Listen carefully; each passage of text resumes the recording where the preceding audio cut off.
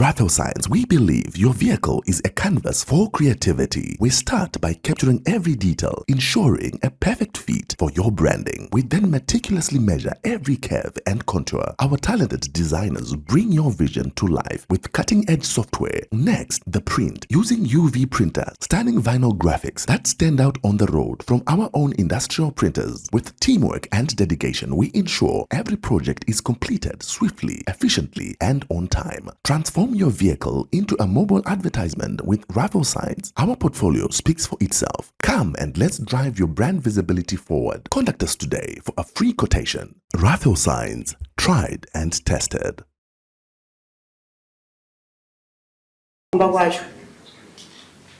Ndichibva kuno kudara anondifonera mazenda ere kudara ndikazouya kana kandauya kana ndeketi 5 ndikazouya last time ndauyayo kanzizvo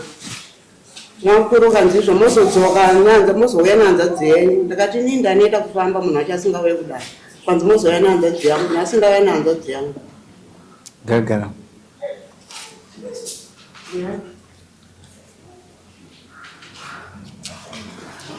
Gagara obaseri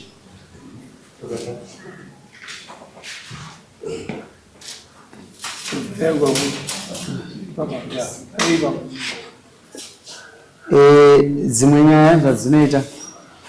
zvoda kupedzwa navaridzi zosanga yatouya nehanzo dzenyu imimi mauya muno mudare murume anga akusemai ndizvozvo yanga ndisema 3 years runanda kuenda 3 years ka akabva auya mudare muno akati anokudai ndizvozvo akati ndiri kutoenda kumba nhasi uno haana kusvikoenda kumba paane 5 months paane 5 paatokwanisa takamufa 2 February kusvikana nhasi asati ambotsika pamba pake asati asvika pamba penyu asati ndakubvunza mubvunzo wokuti nyaya chero yate zva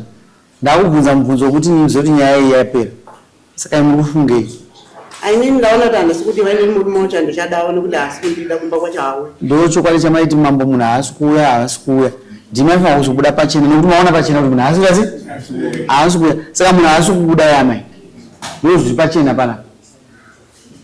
ndakatoona kuti ari kutyadare kuti anozobhadhariswa zvaangofanana iye zvinoti makononesa tezvaa makononesa ningirei samoni rei rokuda pfuma mazvinzwisa anga akaroora here munhu anga asina chiisai samoni redu muchibva panapa isai samoni repfuma handi ari kuya musoro pfuma ava vanenge varikwa vanobva ngoti aini ndadya ndaguta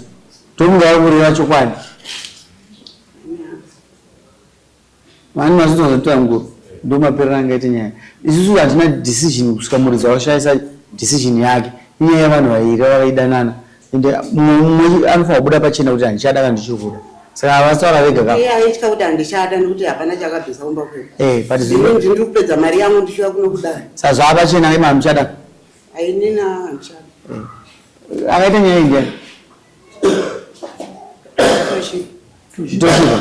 toshiba muona toshiba tezvaisa samoni repfuma rodzoka kuno kudai toishanda kubva ipapo inini kwandiri amaika zvaangofa ndaziza kuti hamuna murume kasi hama dzenzofanira kuti musvise shoko kumurume wacho nokuti hawe katema mafanira kusvisa shoko kupi kumusvika kwomurume wenyu asi panopuwa samoni repfuma ndorofungidza kuti anouya izvo zvacho anotoya chete yapera kai waise samoni repfuma amai vazobuda vachana kuti ndaona kuti handisi kudiwa saka murume afanira kuti azvizive ivo vachishandisa nzira kwadzo dzechivanhu kusvisa shoko handiti inoiswa mukati menhingiri imomo muisirei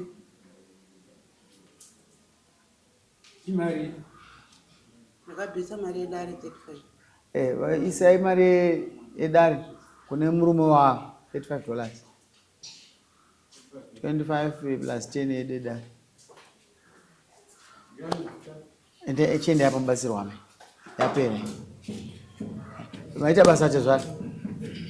chibva waenda nawo panzi